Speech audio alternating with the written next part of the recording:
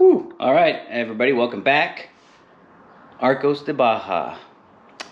I'd say San Felipe, Baja California, but it's pretty apparent we're not in San Felipe right now. Soon to be, though.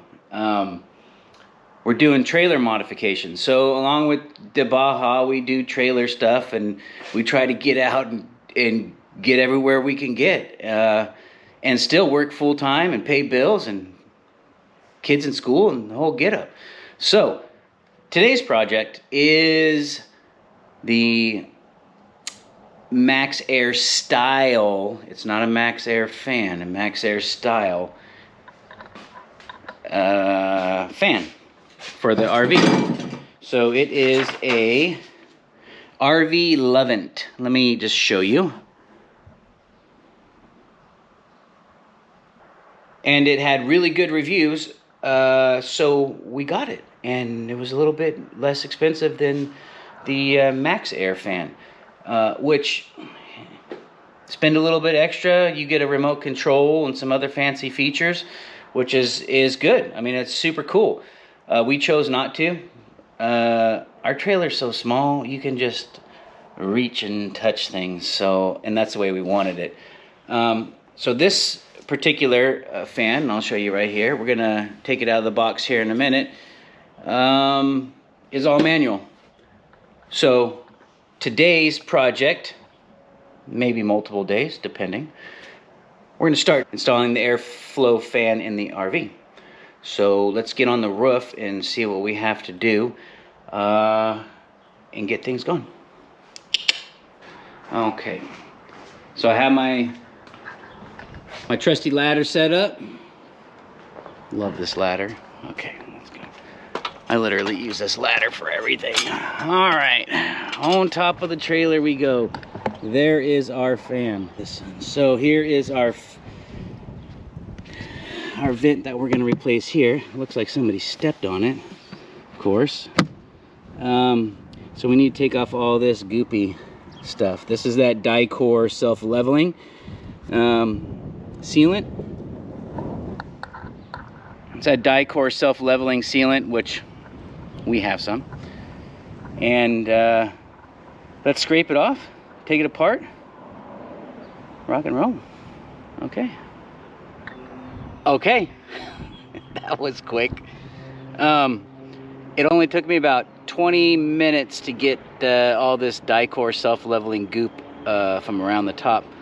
I think because the trailer's so new, it was soft enough with the morning sun and everything to take off. As you can see, I'm kind of squinting. But I can imagine it might take you a little bit longer if you've got an older trailer where this die-core's turned into dinosaur, you know what, and just hard as all get up. So I'll let you take a look at it here. Let me get out of the sun. All right, there we go. Got it all around the edges, real nice. There's my pile, and let's get it unscrewed and get it off. And we'll go ahead and take these off. So there we go, easy peasy. Now I gotta do the rest of them. Okay, fans off. Luckily it's a nice day out today. So here we go. Got it all cleaned up, fans off. Got all the die-core that I could get up. Now I got to go inside and disconnect these wires. Got our positive and our negative 12-volt system. So get that in and then get it. Came off pretty good. So yeah, I can't complain. I'm sure there's going to be something go wrong. That's how it works. So move along. Let's get the new one installed. Here we go. So we need to clip these wires. We need to clip these wires because they're actually pinched on and not wire nutted. It's kind of like a wire nut pinch. So we're gonna just cut that there and cut that there. Voila. So these are marked We can see that red and white wire are the hot and are the, you know, positive, and then the white is just the negative. There's actually 2 wires here, which is really cool, because I guess like if you wanted to put, well, there's the light right there. I don't know. I'm just gonna wire it up the same way. I mean, 2 12-volt positives and negatives. I mean, just gonna let that current flow that much better. So we'll get that fan off, get the new fan, and do the measurements and all that good stuff. So let's do it. Okay, we have the old vent off. Here it is. Now let's take the new vent. So we'll set that aside. Let's take the new vent. Look at that thing. How pretty is that? All right. Got our fuse, connections, up and down. Everything looks seen here. Good. It's nice. It comes with an extra screen. That's there. And what else? We've got our bag of screws right here. And then we've got our fuses, and then it looks like our inside screws. We do have some screws left over from the other vent we might use. And then here is the inside piece. Oh man, it looks almost a little bit bigger than the other one. I hope not, but let's see.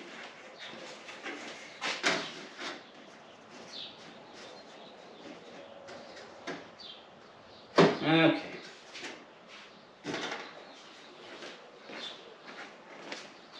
Okay, so it's looking about the same size. I'm going to go in and just do a little dry test fit right now, just to decrease my anxiety of having to take a saw to the roof of the trailer. So if you bear with me, I'll be back in just a minute after I go see this. Okay, all's good. It fits in there nice. So let's read instructions here, and okay, let's get it installed. Oh, one more thing. Flex paste. I saw a gentleman use this on one video, and I kind of like this stuff. I've got a couple other tubes of different stuff. So I'm going to give this a whirl on the inside there when I squish it down, but I do have the die-core self-leveling sealant that's going to go around the top. But I thought, heck, I might as well give this a try. It looked like it really worked good for that other fellow. So flex paste, we're going to do that on the top. So let's do this. Okay, so we got it test run. Everything was good. We're going to take this off. We're going to put the flex paste, and we're going to screw it back down and put the die-core self-leveling around the exterior. All right, let's take care of that. All right, we got it installed, so let me just show you here. There we go. All the way around here. That paste seemed to work pretty good. And then now we're going to put the die-core self-leveling. Let me get this here. Die-core self-leveling lap sealant. So we're going to put that on. And I can say that I've ever done this before. So let's just see what it looks like. Oh, nice. Okay. All right, I'm going to continue. Okay, there we go. Die-core self-leveling lap sealant. I got a little bit on my cover over here, which I'm not happy about. Makes my type A twitch a little bit, you know. But hey, it's not going to change whether it works or not. And I'll get some Goo Gone and take it off or something, you know. The type A is going to come through. Totally. So, yeah. That part's done. Now let's go do the inside. Almost complete. Okay, so next is we've got the top installed. Before, I'm just throwing out what I do. Before I put any flex glue or die-core self-leveling, before I did any of that, I dry fit everything, and then I also hooked it up to power and ran it to make sure that it's going to work. So everything worked fine. It's so awesome. And now comes the last part, is the inside, the finishing kind of, I guess you call it tunnel. What do they call it here? Trim ring. So what I did was I fitted up into the space there, and then seated it in the top part, and then put a mark on this box right here. Now, you're not going to cut here. Basically, this mark right here is you're going to measure from this point to this point, and that's what you're going to trim off the top. So we're looking at, let's see here, we're looking at 1.25 inches.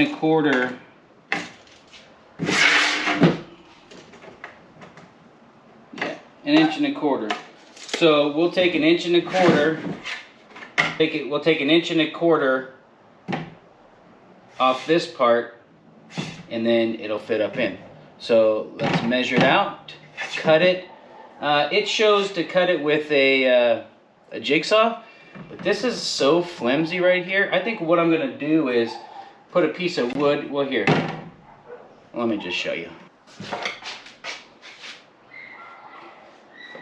Okay, we got it measured out here, as you can see, 1/4 inch. Just use my tape measure, my level, mark, straight line, you can see all the way around.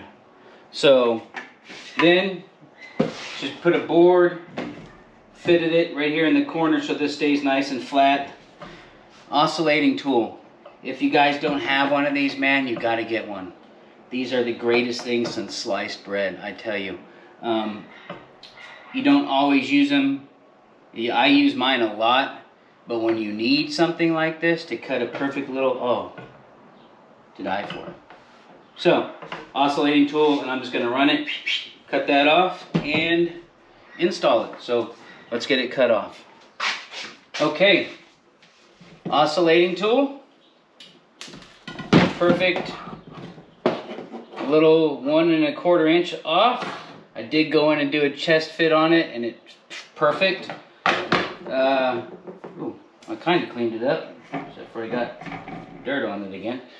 I guess I could wash my hands. Anyways, so yeah, look, there we go. Perfect cut all the way around. Now we'll get it installed. Let's do that. Okay, so let's do a little dry test fit here.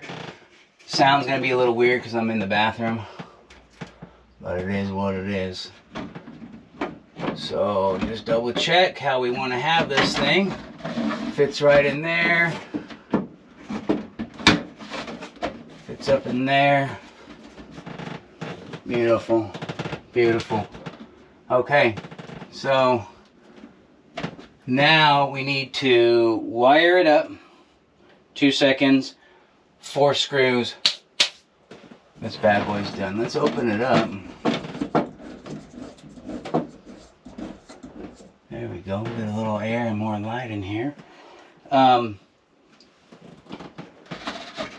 go. Pull it out.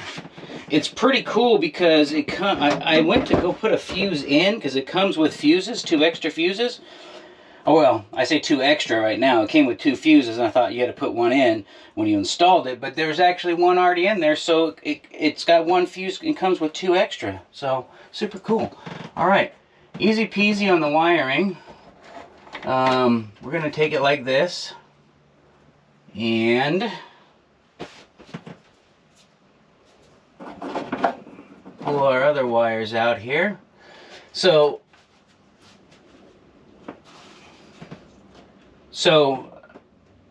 in the instructions, just so everybody knows. You've got your positive and your negative, and on here on the fan, you've got the control that's for air coming in at high and medium, and air going out at high, medium, and low.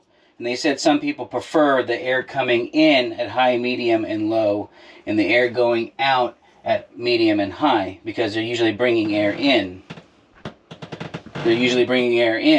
So we're going to choose right now to just hook it up standard, and then see if we want to change it around. All we have to do is pull the cover off and change the polarity. So all you have to do that, to have the air coming in at high, medium, low, you just take the positive and wire it to the negative, and the negative to the positive. You just change the polarity. That's all. We're not going to do that, but just so you know, you can do it, and it's right there in the manufacturer's instructions. And but this is easy peasy. We'll wire this wire nut on there.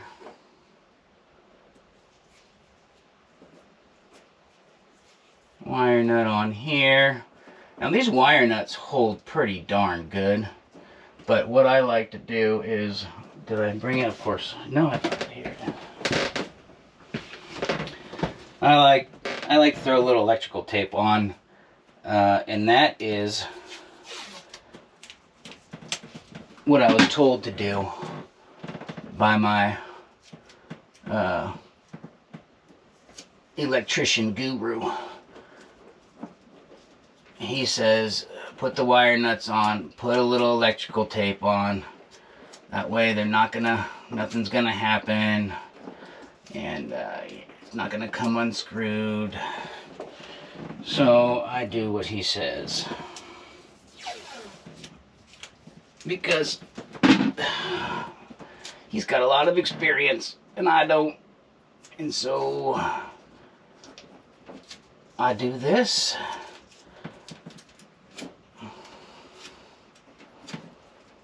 Now these wires need to be tucked up inside. The decorative piece here, the slide in, goes actually inside this fan where the other one went on the outside. So what I'm going to do is, there's a nice pretty little spot to tuck these in right there, just like that, and I think that'll be perfect. So let's put this in. We're all wired up. Put this in. Now let's turn it on. There we go. Turn it off there. And 4 screws.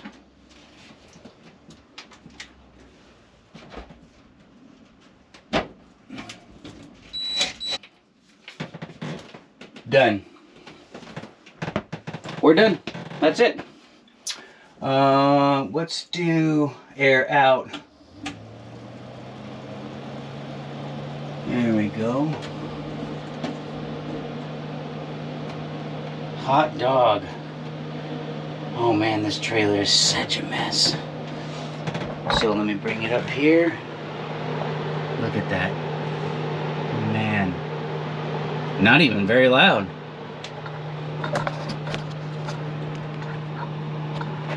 Actually, it's super quiet. So that is, oh, what is that? That's medium.